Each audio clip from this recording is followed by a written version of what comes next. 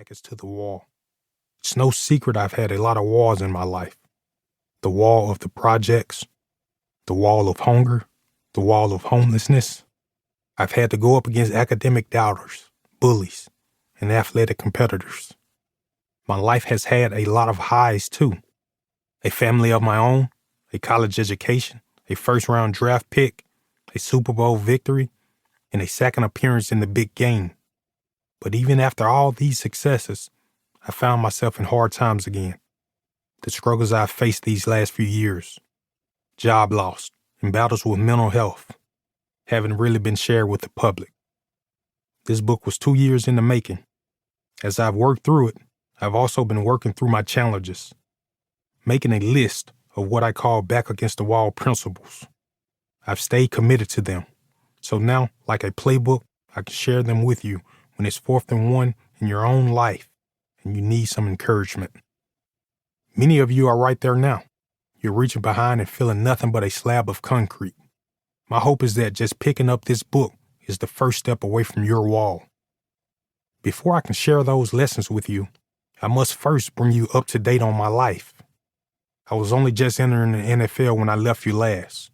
So much has taken place since then. I see our time apart as a halftime. The part of my life that I want to share with you now can be understood as one of the most eventful second halves of any game I've ever played. And I beat the odds. I said something that will come back to me years later. Rough times don't have any power over me anymore. I don't have to be afraid of them because I have turned them on their head. Even after you've beaten the odds, there is still room to grow.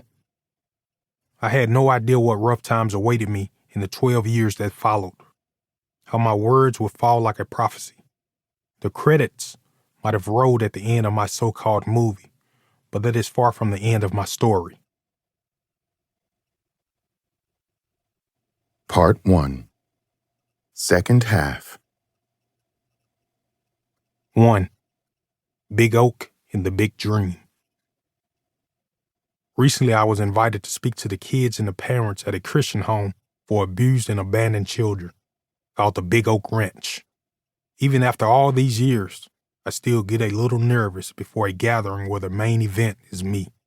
Why am I doing this? I'm a private guy. It only took me a few seconds to remember the promise I made to myself. For whatever reason, I've been given a platform, and I refuse to waste it. But on this particular evening, I didn't have any of those feelings. On the 3-hour drive down from Nashville to Rainbow City, Alabama, I thought about the kids in my audience, how I wanted to encourage and challenge them, and maybe even call them out. Most adults have lied to them more times than they can count, but because they knew my story, they were willing to give me a chance. I hadn't spent much time in Alabama, but as I drove down to the long road leading to the Big Oak Boys Ranch, I was shocked. New, clean facilities, big brick homes for parents and kids that were scattered around the grounds, and wide green fields. This was not the typical foster care situation I was expecting. Compared to the places I'd stayed as a kid, it might as well have been the Ritz. More than the beautiful landscape and new buildings, it was the people. They were happy, smiling, and already gathered in the parking lot to greet me. The kids and parents were all together, enjoying the food trucks and the inflatables on a spring night.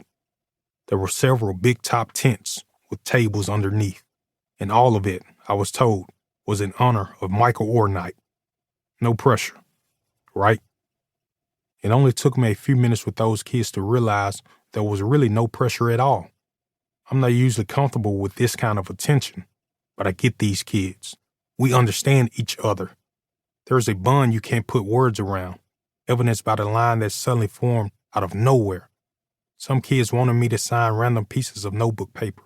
Some just wanted to say, "What's up?" Before I knew it, a couple hours had passed, and the director of the Big Oak Ranch, former Kansas City Chiefs quarterback Brody Crowell, gathered everyone underneath the big top tents. I learned that Brody's father, John, had started the Christian Ranch back in 1974. He and his wife, T, had had a single farmhouse and 5 boys who needed love. From that great home that has helped more than 2,000 kids to date. Home being the key word, a place that's permanent, a place where kids who had been tossed